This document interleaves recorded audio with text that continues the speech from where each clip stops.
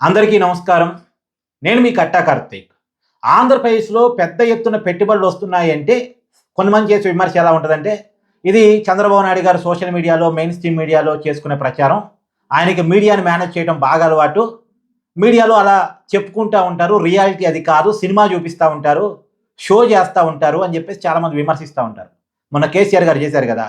వంట మనుషులతో ఎంఓయూలు కుదుర్చుకొని, ఇవే పెట్టుబడులని చంద్రబాబు నాయుడు జనాన్ని మాయ చేస్తా ఉంటాడని మొన్న కేసీఆర్ గారు ప్రెస్ మీట్‌లో మాట్లాడారు కదా! ఇలా చాలామంది విమర్శలు చేస్తా ఉంటారు. కానీ రియాలిటీ ఏంటి? బ్రాండ్ సీబీఎన్ నిజమేనా? ఆంధ్రప్రదేశ్‌కి దేశంలోనే ఎక్కువ పెట్టుబడులు వస్తున్న మాట నిజమేనా? అనేది ప్రాక్టికల్‌గా చూసినప్పుడు ఇవాళ ఒక రిపోర్ట్ వచ్చింది.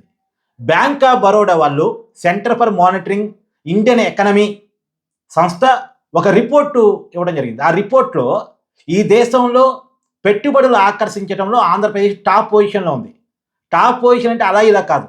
సెకండ్ పొజిషన్‌లో ఉన్న వ్యక్తి మనం అందుకోలేని పొజిషన్‌లో ఉన్నారు.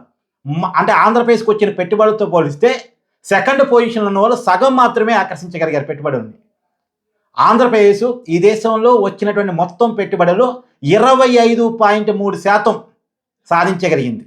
సెకండ్ పొజిషన్‌లో ఉన్న ఒడిశా 13%, థర్డ్ పొజిషన్‌లో మహారాష్ట్ర 12%. ఇంతకుముందు లాస్ట్ ఇయర్ రిపోర్ట్‌లో మహారాష్ట్ర ఫస్ట్ పొజిషన్‌లో ఉందంట. ఫస్ట్ పొజిషన్లో ఉన్న మహారాష్ట్ర థర్డ్ పొజిషన్ పోయింది. ఒడిశా సెకండ్ పొజిషన్కి వచ్చింది. ఆ రెండు రాష్ట్రాలకి మధ్య కేవలం 1% తేడానే ఉంది. కానీ ఫస్ట్ పొజిషన్లో ఉన్నటువంటి ఆంధ్రప్రదేశ్ 25% ఏకంగా, అంటే ఒక పావలా వంతు ఈ దేశంలో వచ్చిన మొత్తం పెట్టుబడుల్లో ఒక పావలా వంతు ఆంధ్రప్రదేశ్కే వచ్చాయి. ఇది బ్రాండ్ సిబిఎన్ అంటే నిజానికి. గతంలో ఇలా ఎందుకు లేదు, ఇప్పుడు ఇలా ఎందుకు ఉంది? మైక్రోసాఫ్ట్ కావచ్చు, గూగుల్ డేటా సెంటర్ కావచ్చు, జాతీయ అంతర్జాతీయ ప్రముఖ సంస్థలన్నీ కూడా ఆంధ్రప్రదేశ్లో పెట్టుబడులు పెట్టడం కోసం ఉత్సాహం చూపిస్తూ ఉన్నాయి. ఎందుకు అంటే చంద్రబాబు నాయుడు గారి బ్రాండ్ వాల్యూ కాబట్టి.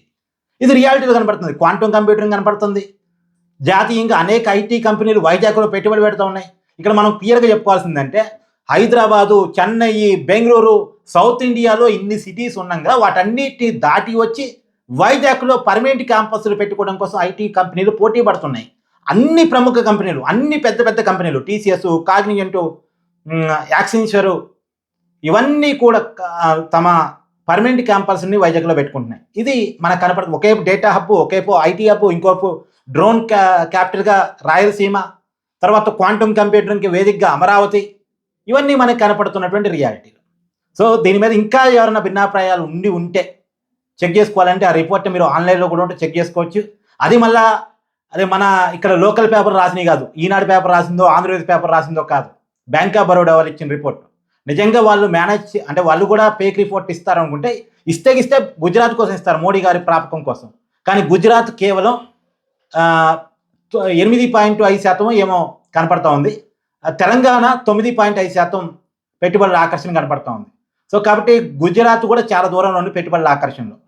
మామూలుగా పారిశ్రామిక రాష్ట్రం అంటే గుజరాత్ అనుకుంటాం మనం, కానీ గుజరాత్ చాలా వెనకాల ఉంది. ఆంధ్రప్రదేశ్ చాలా ముందు ఉంది. ఎవరు అందుకోలేనంత దూరంలో ఆంధ్రప్రదేశ్ ఉంది. సో మీ అభిప్రాయాన్ని కామెంట్ రూపంలో తెలియజేయండి.